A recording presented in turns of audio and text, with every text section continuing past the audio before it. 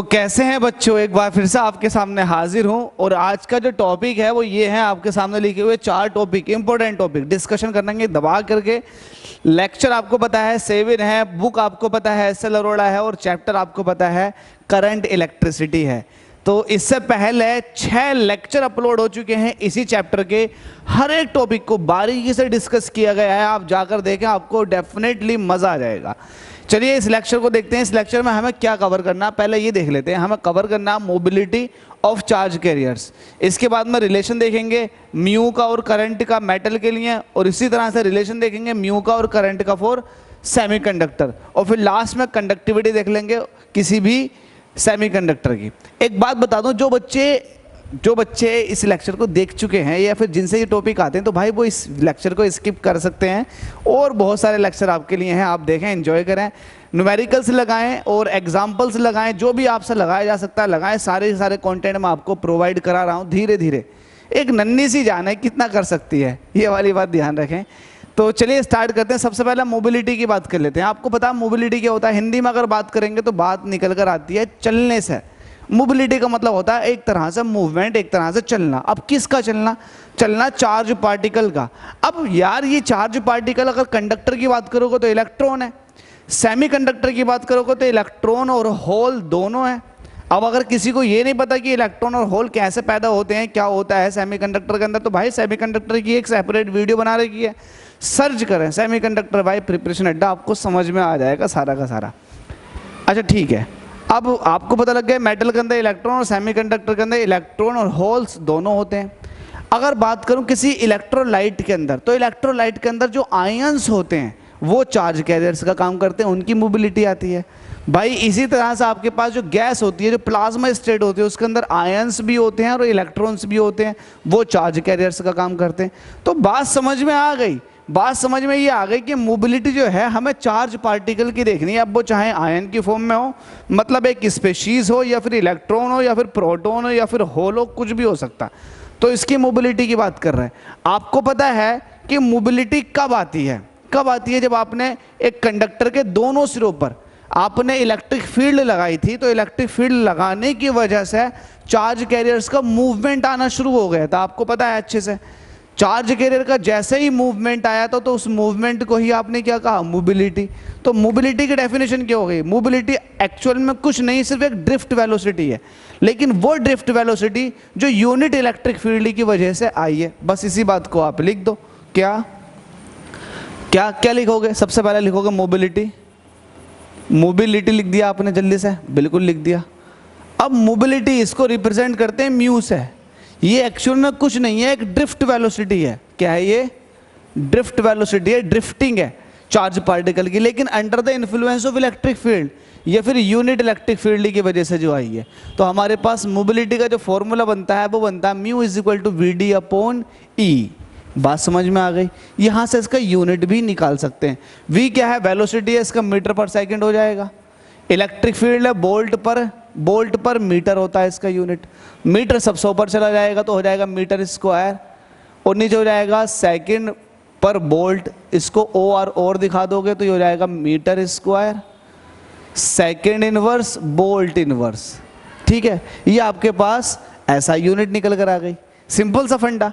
ठीक है, ये आपके पास मोबिलिटी का फॉर्मूला आ गया, mu is equal to v d upon E. अगर किसी बच्चों को समझ में नहीं आया तो वो लास्ट वाला लेक्चर देख ले, जहां पर मैंने इलेक्ट्रिक फील्ड लगाई थी, और इलेक्ट्रिक फील्ड जैसे ही लगाई थी वैसे ही चार्ज पार्टिकल्स का मूवमेंट आना शुरू हो गया था। ये फिलहाल मैं इलेक्ट्रॉनों का दिखा रहा हूं। तो चार्ज पार्टिकल का मूवमेंट आया, मतलब क्या? उसके पास ड्रिफ्ट वेलोसिटी आई, लेकिन इलेक्ट्रिक फील्ड की वजह से आई ना, तो यही मोबिलिटी है। आई होप ये बेसिक सी बात आपने समझ ली होगी। अब अगर बात करें इसे थोड़ा सा आगे बढ़ाने की, तो कैसे बढ़ाएंगे? म्यू इज इक्वल टू क्या होता? अब वी क्या है? Drift velocity. Drift velocity in terms of mass, ये कैसे होती है? अब मास में ही क्यों लेकर चलना है, ये वाली बात ध्यान रखें। मास में क्यों लेकर चल रहे हैं?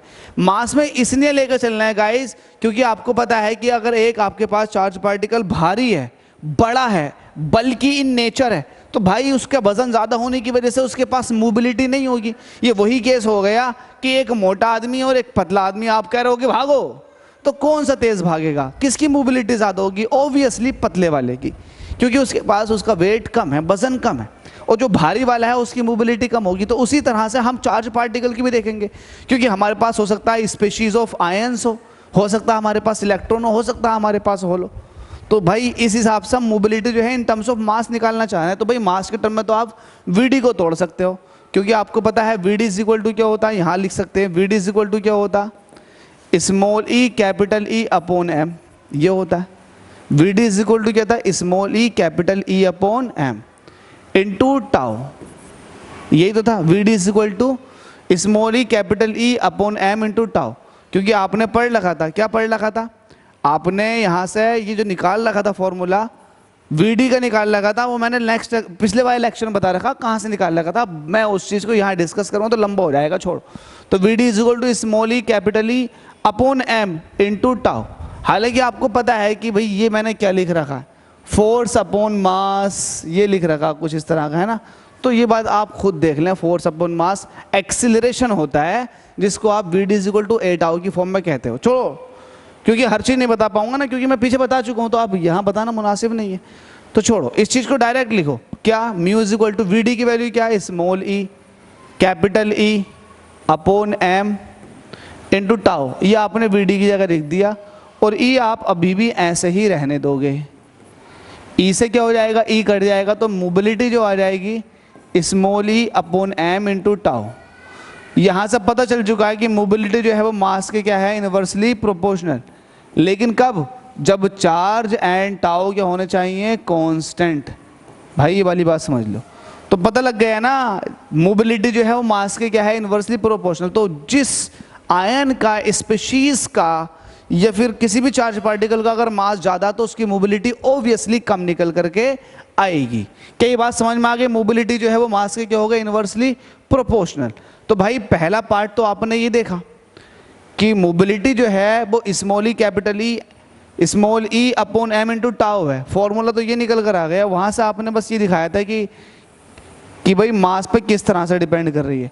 अगर मैं आपसे ये कहूँ कि आपके पास इलेक्ट्रॉन है तो मोबिलिटी क्या होगी, तो आप कहोगे मोबिलिटी म्यू ई होगी, ई फॉर इलेक्ट्रॉन सफिक्स में लिख दिया। इलेक्ट्रॉन का चार्ज भी ई होता है, मास एम ऐसे रहेगा, और टाउ ये भी ऐसे रहेगा। अगर मैं कह रहा हूँ कि भाई होल के लिए बताओ, होल के लिए, तो आप कहोगे म्यू होल के लिए एच हो जाएगा।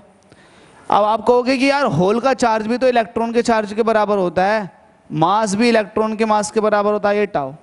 अब इन दोनों को देखो ध्यान से, ये दोनों जो राइट हैंड वाली टर्म्स हैं वो वही सेम है, क्या है, E upon M into tau. तो इससे ये पता लगता है कि मोबिलिटी जो है वो इलेक्ट्रॉन मतलब निगेटिव चार्ज पार्टिकल, होल मतलब पॉजिटिव चार्ज पार्टिकल, जबकि इन दोनों की ड्रिफ्टिंग अपोजिट डायरेक्शन में आएगी। अगर एक सेमीकंडक्टर की बात करो तो पॉजिटिव चार्ज पार्टिकल जो है वो इस तरफ को भागेंगे, और निगेटिव चार्ज पार्टिकल जो है वो इस तरफ को भागेंगे। तो ड्रिफ्ट वेलोसिटी अपोजिट डायरेक्शन में आ रही है। ड्रिफ्ट वेलोसिटी अपोजिट डायरेक्शन में आने के बावजूद इन दोनों का आप ये देखें मोबिलिटी सेम है। तो इसका मतलब जो है मोबिलिटी जो है वो ड्रिफ्ट वेलोसिटी के हिसाब से नहीं देखते, मोबिलिटी हम जो जस्ट मास के हिसाब से देखते हैं। और मोबिलिटी जो होती है जस्ट एक तरह से उनका मूवमेंट होता है। तो देखो यहाँ से आपने ये देखा कि ड्रिफ्ट वेलोसिटी एक दूसरे की अपोजिट है, इलेक्ट्रॉन और होल की, लेकिन फिर भी उनकी मोबिलिटी एक ही है। बात आपने यहाँ से पहचान ली। खैर इंपॉर्टेंट आपके पास ये फॉर्मूला है, इस फॉर्मूले को ध्यान रखें और इसकी डेफिनेशन को ध्यान में रख सकते हैं। डेफिनेशन कैसे लिखोगे भाई, लिखो डेफिनेशन। डेफिनेशन कैसे लिखोगे, definition of mobility, definition of mobility. मैंने तो यार ऐसे ही बोल दिया था, लेकिन डेफिनेशन तो बताई नहीं भाई। डेफिनेशन लिख लो आप, क्या, मोबिलिटी, मोबिलिटी बड़ी सिंपल भाषा में, mobility of charge particle, mobility of charge particles, particles या फिर particle, mobility of charge particle is just drift velocity, drift velocity acquired by it by unit electric field. वहाँ मैंने ये सारी बातें बोल दी थी, लेकिन भाई मैंने वहाँ जो था ना लिखा नहीं, ठीक है भाई। तो mu is equal to v d upon E यहाँ से निकल कर आ चुका है। अगर यहाँ से आप ये देखेंगे कि drift velocity in terms of mobility क्या होता, तो B D is equal to होता म्यू इंटू ई। आगे बात करते हैं, पहला हमारा टॉपिक खत्म। मोबिलिटी ऑफ चार्ज कैरियर्स क्या होता है वो आपने देख लिया, चार्ज कैरियर्स की मोबिलिटी आपने देख ली। अब दूसरा आता है कि रिलेशन बताओ किस किस के बीच में, करंट, मोबिलिटी के और करंट के, और मेटल के लिए ऐसा आपको करना है। तो ठीक है, हम कर लेंगे, हमसे सब आता है। क्या आता है देखो, हमसे सब आता है। तो सेकंड टॉपिक है आपके पास relation between current and drift velocity. किसके लिए? फॉर मेटल्स के लिए। जल्दी से बताओ, मेटल के पास चार्ज कैरियर कौन से होते हैं? शाबाश शाबाश, मेटल के पास चार्ज कैरियर सिर्फ और सिर्फ इलेक्ट्रॉन्स होते हैं। अब आपको पता है कि भाई करंट क्या होता है, I is equal to N E A V D. I is equal to N E A V D. आपसे रिलेशन किसका पूछा? करंट का। तो करंट आपको मिल गई, लेकिन आपको relation between current and drift velocity, भाई ड्रिफ्ट वेलोसिटी का नहीं था, ये मोबिलिटी का था। इसको काटो और यहाँ मोबिलिटी लिख दो, मोबिलिटी। अब आपको पता है कि यार मोबिलिटी चाहिए, बट यहाँ पर ड्रिफ्ट वेलोसिटी वी डी दे रखा, तो आप बी डी की जगह लिख सकते हो N E A, V D की जगह क्या लिख सकते हो आप? Mu into E. तो ये रिलेशन आ चुका है करंट और मोबिलिटी का, करंट और मोबिलिटी का मेटल के लिए। आई होप आपने ये बेसिक सी बात समझ ली होगी। करंट और मोबिलिटी का रिलेशन आ चुका है फॉर मेटल। अब यही बात कह देते हैं सेमीकंडक्टर के लिए। देखो इसने हमसे कह रखा ना भाई, ये वाली बात तो कह दी हमने। अब आती है बात relation between mobility and current for semiconductor. Semiconductor की बात कर लेते हैं। सेमीकंडक्टर टफ थोड़ी ना है, इससे अगला ये तीसरा टॉपिक हो जाएगा। क्या लिखेंगे हम? रिलेशन बिटवीन, बीच बीच में किसके? करंट एंड मोबिलिटी, लेकिन किसके लिए? For semi conductor. अब आपको एक चीज अच्छे से पता है, वो चीज क्या पता है कि सेमीकंडक्टर के पास चार्ज कैरियर्स दो होते हैं, एक इलेक्ट्रॉन होता है और एक होल होता है। और आपको पता है सेमीकंडक्टर दो तरह के होते हैं, इंट्रिंसिक, एक्सट्रिंसिक। एक्सट्रिंसिक सेमीकंडक्टर भी दो तरह के होते हैं, डोपिंग मिलाने के बाद बनते हैं, पी टाइप और एन टाइप। आपको पता है पी टाइप के अंदर majority of charge carriers holes होते हैं, माइनॉरिटी में इलेक्ट्रॉन्स होते हैं। उसी तरह से एन टाइप सेमीकंडक्टर के अंदर मेजॉरिटी में इलेक्ट्रॉन्स होते हैं और माइनॉरिटी में होल्स होते हैं। खैर छोड़ो, इलेक्ट्रॉन और होल्स दोनों चार्ज कैरियर्स है सेमीकंडक्टर के अंदर, ये बात याद करने की है। तो relation between current and mobility for semiconductor तो आपको पता है, as we know electrons and holes are charge carrier for semiconductor।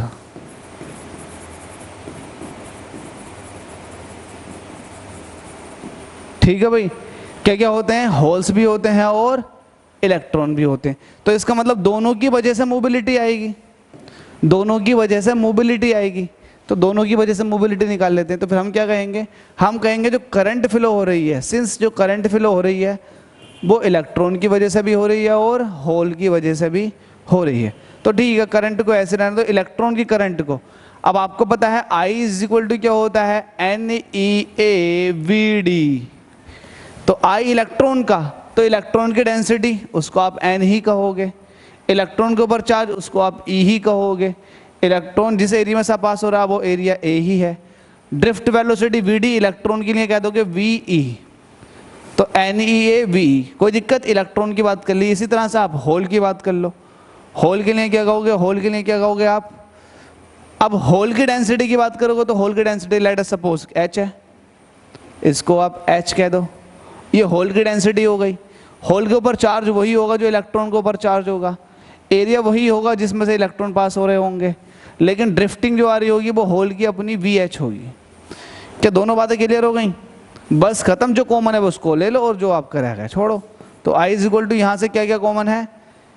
यहाँ से कॉमन क्या है? एरिया है, बिल्कुल एरिया है, E है तो ठीक है, EA कॉमन ले लो और जो बचा उसको रहने दो। तो यहाँ से बचेगा N, EA कॉमन लिया है आपने तो यहाँ से बचेगा NVE, plus H V H. तो ये आपके पास करंट। अब यहाँ पर मोबिलिटी का जिक्र था, सवाल था मोबिलिटी का, तो मोबिलिटी तो अभी तक दूर दूर तक नहीं आई है। मोबिलिटी कहाँ से आएगी आपको पता है, सिंस वी नो दैट जो वी डी होता है वो म्यू इंटू ई होता है, तो बस रख दो। क्या कैसे रखोगे आप, रखो, ओहो हो, म्यू इंटू, इसको तो ऐसे रहने दो, इसको देखो भाई, बस थोड़ा सा काम बचा हुआ, आई इसको ऐसे रहने दो, ई ऐसे रहने दो, ये एन ऐसे रहेगा, वी ई, तो वी इज इक्वल टू हो जाएगा म्यू ई, और इलेक्ट्रिक फील्ड तो एक ही है, मोबिलिटी इलेक्ट्रॉन की, बस प्लस ऐसे ही एच ऐसे रहेगा, लेकिन यहाँ पर ड्रिफ्ट वेलोसिटी होल की, तो ड्रिफ्ट वेलोसिटी होल में क्या आ जाएगा, म्यू होल इंटू ई, इलेक्ट्रिक फील्ड सेम है, इलेक्ट्रिक फील्ड को कॉमन ले लो, आई इज इक्वल टू, तो ये हो जाएगा ई स्मॉल ई कैपिटल ई ए, जो अंदर बचा उसे लिख दो, क्या बचा भाई, N mu E plus H mu H. तो ये रिलेशन है, तो कुछ टफ रिलेशन नहीं है, सिंपल सा रिलेशन है, जैसे आपने मेटल के लिए निकाला उसी तरह से आपने सेमीकंडक्टर के लिए निकाल दिया। तो ये कोई टफ रिलेशन नहीं है, और मैं ये भी नहीं कहता कि ये इतना ज़्यादा इंपॉर्टेंट हो, इतना ज़्यादा हुआ है कि आपसे नहीं होगा। भाई मैं कहूँगा कि हलवा है ये, आप खा लो इसको, छोटा सा है, चीज़ें समझ में आ गई, बस वैसे ही कर लो जैसे आपने मेटल का किया वैसे इसका हो जाएगा। हमारे पास लास्ट टॉपिक बचता है इसका आज, हमने ये भी देख लिया क्या था, और हमने ये भी देख लिया और ये भी देख लिया। अब बचता conductivity of a semiconductor. Semiconductor की कंडक्टिविटी देखो, देख लेते हैं, ये तो आपको पता चल ही चुका है। अब सेमीकंडक्टर की कंडक्टिविटी, इसको इक्वेशन 1 कह दो, ये काम में करेंगे, इसको काम में लेंगे। 4th नंबर का टॉपिक है conductivity of semi conductor. Semiconductor की कंडक्टिविटी का जिक्र है, ठीक है, बहुत शानदार। अब आपको पता है कंडक्टिविटी का फॉर्मूला क्या होता है, बताएं। कंडक्टिविटी बोलते हैं सिग्मा को, लेकिन सिग्मा ये तब निकलता है जब आपके पास रेजिस्टिविटी होती है, तो पहले रेजिस्टिविटी निकाल लें। आपको पता है since we know that rho is equal to क्या होता है, R A upon L. Conductivity निकालनी है आपको, लेकिन मोबिलिटी की टर्म में, थोड़ी मजबूरी है, मोबिलिटी की टर्म में निकालनी पड़ेगी। तो आप इसको एक काम करो, फिर तोड़ लो, रो इज इक्वल टू आर की जगह आप क्या कह सकते हो, चूंकि आपको पता है v इज इक्वल टू होता है आई आर, तो आप r की जगह कह सकते हो v अपॉन आई। r जो हो जाएगा वो हो जाएगा v अपॉन आई, a ऐसे रहेगा, l ऐसे रहेगा। v को आप इलेक्ट्रिक फील्ड की टर्म में तोड़ो, v जो होता है वो क्या होता है, आपको पता है E इज इक्वल टू होता है v अपॉन एल, नहीं v इज इक्वल टू होता है E अपॉन एल, तो वी एल हो जाएगा। ये इसको सही करके देखो, सही करके शाबाश। आपके पास होता है v is equal to E upon L, यही होता है ना, v is equal to E upon L, v is equal to v upon L. नहीं भाई, थोड़ा सा उल्टा हो रहा है यार, ये फॉर्मूला उल्टा सा हो रहा है। E इज इक्वल टू होता है v अपॉन एल, बिल्कुल सही ये है। तो जहां कहीं भी v है इसकी जगह आप E इंटू एल लिख सकते हैं, बिल्कुल लिख सकते हैं। तो v की जगह आप कर दोगे E इंटू एल, करंट ऐसी है, A ऐसे ही है और L भी ऐसे ही, तो इस वाले L से ये वाला L कट जाएगा, तो आपके पास रो इज इक्वल टू बचेगा E A upon I, E A upon I. तो ये आपके पास रो है E A अपॉन आई, इसको आप इक्वेशन कह दो सेकंड। आपके पास रो आ चुका है E A अपॉन आई, यहाँ इसको सेकंड मत कहो, सेकंड अभी और आगे कहेंगे। यहाँ से आप करंट निकालो, I इज इक्वल टू कितना हो जाएगा E A अपॉन रो, अब इसको कह दो सेकंड। देखो ये भी करंट की वैल्यू है और ये भी करंट की वैल्यू है, लेकिन ये करंट की value in terms of mobility है, और आपको भी तो यही चाहिए था, आपको रेजिस्टिविटी या कंडक्टिविटी चाहिए इन टर्म्स ऑफ मोबिलिटी। आपको पहले से ही हलवा मिला हुआ है, तो आप I की वैल्यू को पुट कर सकते हो from equation first and second. तो लिख दोगे from equation first and second. तो क्या है आपके पास, फर्स्ट आपके पास ये सेकंड है, फर्स्ट आपके पास क्या है E A A, तो आप इसको लिख दें।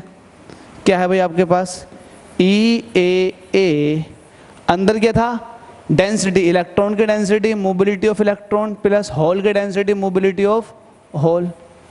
दूसरी वाली इक्वेशन में अभी आपने देखा क्या निकल कर आया, ई ए अपॉन रो, तो इसको रख दो आप, ई ए अपॉन रो। कुछ कट रहा है क्या? मुझे तो शायद लग रहा है कि कुछ कट रहा है। यस, ई ए से ई ए कट गए, तो यहाँ से 1 अपॉन रो बचा। 1 अपॉन रो की वैल्यू आ गई E N mu E plus H mu H.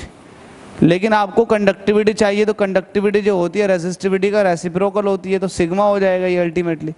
Sigma is equal to हो जाएगा E N mu E plus H mu H. तो ये आपके पास आ चुका है कंडक्टिविटी का फॉर्मूला।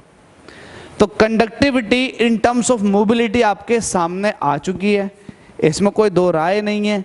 आपने सिंप्लीफाई करके लिखा हुआ है और बड़ी सिंपल लैंग्वेज में आपने चीज़ों को समझ लिया। कुछ टफ था, बता दें कमेंट करके, होल हार्टेडली पूरे दिल से बता दें कि कुछ टफ था। नहीं था तो मेहनत करो यार, सब कुछ आपके हाथ में है, सब कुछ आप अचीव कर लोगे अगर आप ईमानदारी से मेहनत करते हैं तो ये आपने देख लिया। छठा टॉपिक था ये हमारे पास, छठा नहीं तो सोचिए चौथा टॉपिक था भाई। तो आपने ये सारे टॉपिक देख लिया, मोबिलिटी ऑफ चार्ज कैरियर्स देख लिया, करंट, और सिंपल से टॉपिक थे, आपने फट से उड़ा दिए।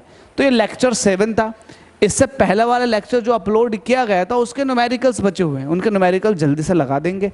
लेकिन मुझे रिक्वायरमेंट लगी कि यार थोड़ा लेक्चर भी कंप्लीट करा दिया जाए, क्योंकि बच्चों की क्वेरीज थी, इसीलिए मैंने पहले लेक्चर को लिया। अब न्यूमेरिकल करा देंगे, या हो सकता है इसका एक आधा लेक्चर और ले ले। जैसे कि मुझे लग रहा है रिक्वायरमेंट आ रही है कि भाई मुझे लेक्चर्स ज़्यादा अपलोड करने हैं फिलहाल, क्योंकि लेक्चर नंबर 1 लेक्चर नंबर 2 को मैंने अभी स्किप किया हुआ है। तो अब एक काम करेंगे, हम ये करेंगे कि यार लेक्चर नंबर 1 की भी वीडियो पैरेलल में डालने शुरू कर देंगे, theoretical as well as numerical. इसी तरह से लेक्चर नंबर 2 भी। तो हम शुरू के 3 लेक्चरों की एक साथ लेकर चलते हैं। ये इलेक्ट्रोस्टैटिक एंड करंट इलेक्ट्रिसिटी एक साथ ही खत्म हो जाएगा, फिर हमारे पास मैग्नेट बचेगा, बुक 1 खत्म हो जाएगी। फिर चलिए मिलते हैं नेक्स्ट लेक्चर में। मज़ा आया आपसे मिलके, थैंक यू सो मच।